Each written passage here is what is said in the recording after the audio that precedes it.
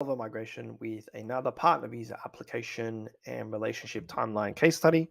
The the point of these case study videos is to give you a behind the scenes look at relationships that were successful in securing partner visas, the partner visas we applied for, and understanding how long they took, but also the relationship milestones prior to a partner visa being submitted so that you can compare your facts against other couples to determine perhaps areas of weakness or what you might be able to implement to improve your facts before applying for your own partner visa. So this is another example of a double grant, a dual grant, where an onshore applicant received a subclass 820 and 801 approved together, meaning that's permanent residency in the first instance. This is an applicant from the UK and UAE, so dual passport holder in this case. Application was submitted on the 15th of July 2022 and approved on the 20th of February 2023.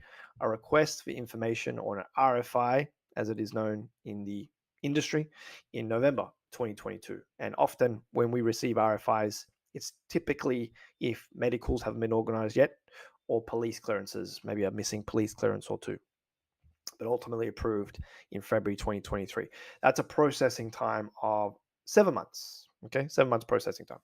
So let's look at their relationship history. Okay, always factoring in time of application whenever we're looking at the history of this couple's relationship.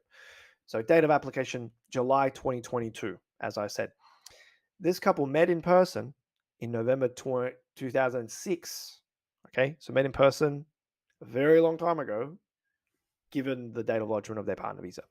Started dating exclusively in January 2007. Holiday, 2008. They got their pet in July 2010. Obtained a joint lease and started cohabitating, in which I can say in this case was overseas, in January 2011. Were engaged November 2011. Married March 2013. Partner visa submitted almost 10 years later. Okay. Got another joint lease in January 2017. Then another one. Got a second pet. So they got up to two pets at this point at April 2020. Nominated each other's beneficiaries to their super policies in January 2022. Engaged our services a month later, or less than that, 4 days later, in February 2022. Moved to Australia together. Okay, so when we started working with this couple, we explored the option of applying for an offshore partner visa because they were offshore at the time, or submitting an onshore partner visa. We advised get them onshore, use the British passport, apply for an ETA, get them onshore. When they're here, we have 3 months to submit the partner visa. We will do that. Partner visa will be submitted, bridging visa will be issued, and then they stay onshore on that bridging visa, which has work rights, study rights, travel rights, if you change it, and access to Medicare. And they're then here waiting for the onshore partner visa to be processed, which in this case took 7 months. So that was the strategy here. And often the preferred method, when applicants are coming from or hold passports from countries that entitle them to ETAs or e-visitor visas, the kind of instantly issued and quickly assessed e-tourist visas, we always suggest come onshore, strengthen your facts if required, and then apply for an onshore partner visa versus an offshore partner visa, given we just don't know how long an offshore partner visa is going to take.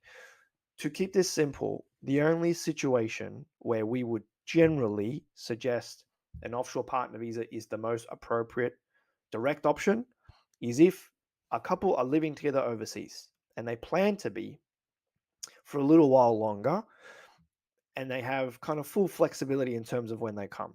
Okay, meaning that if an offshore partner visa is submitted and if it takes 12 months to process, they're okay with that because they have their life overseas and they're still just slowly starting the migration process to Australia, but they want to get an application in because they don't know how long the partner visa will take if submitted offshore. If those are your facts, then perhaps skipping the tourist visa or the ETA or the e-visitor makes sense. Just apply directly for the offshore partner visa because you know that if that's granted, the applicant can come in, the visa holder can come in and they can work from the moment they land. Versus this strategy where you come in on an ETA or an e-visitor or a tourist visa where you can't work. There's a period of time you can't work, even if you apply for the partner visa straight away. And generally that's going to be 3 months where you can't work. until you're on the bridging visa, which then has full work rights. So, there's pros and cons. It really depends on the priorities of the couple and ultimately how quickly they're looking to migrate over, and if they're together overseas or not. All those things will be factored in terms of us advising couples and which strategy we execute once we speak to them.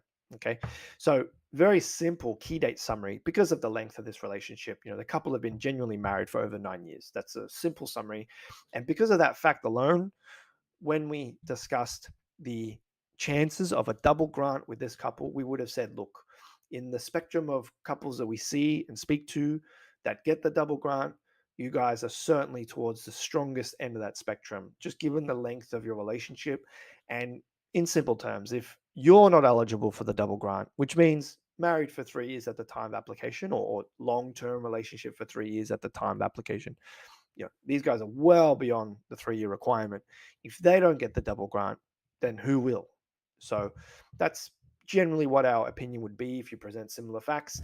The asterisk is that the double grant, just like the partner visa itself, is a subjective assessment. It's not guaranteed, and you just never know what a case officer is thinking. But in my experience with couples like this, very, very high likelihood of approval and the double grant being received, as was the case here.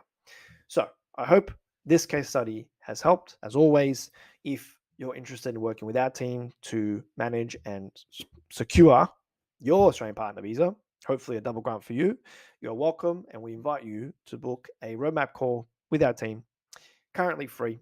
There's a link somewhere around this video.